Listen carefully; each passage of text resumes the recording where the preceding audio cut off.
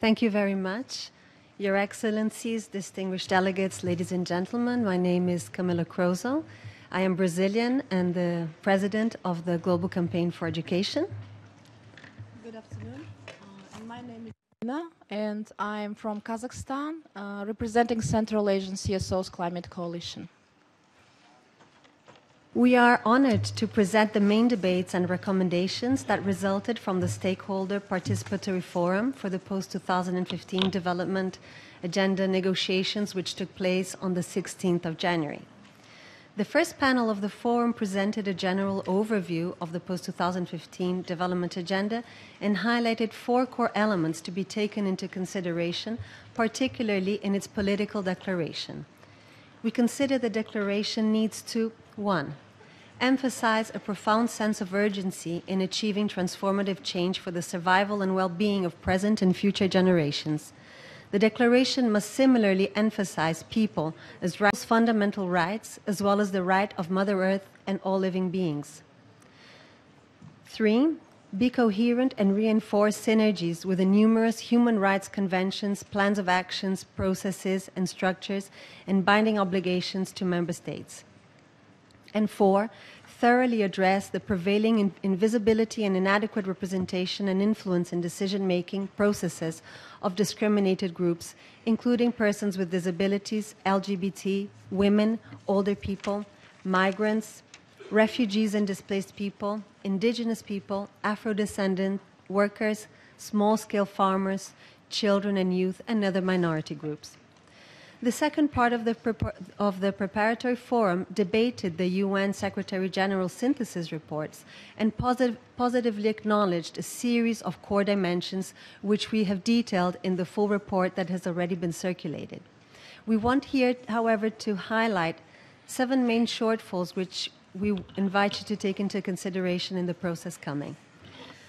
Firstly, the 6 essential elements presented in the report can be read as cross-cutting elements of the agenda, but should not be used as headings for clustering or as an excuse for merging goals and targets of the Open Working Group report.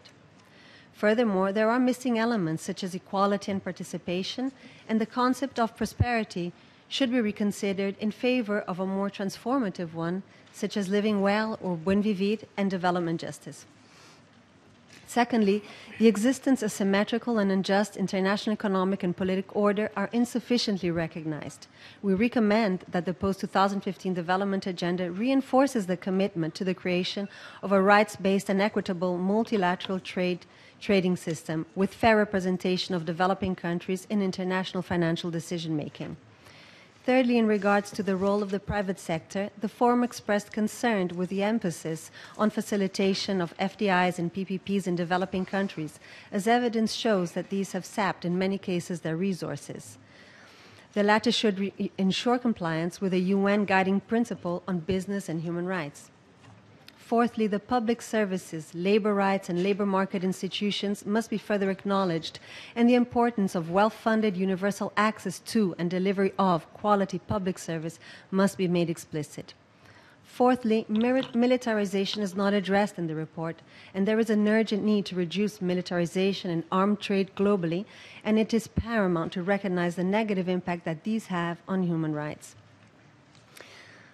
Also, gender equality, girls' and women's rights, and women's empowerment must be further emphasized hereforth, such as bringing forward issues like rights to land, women's political participation at all levels and throughout their life course, economic empowerment, social protection, decent work and living wages, care and women, unpaid care for work of all women of all ages, and sexual and reproductive health and rights.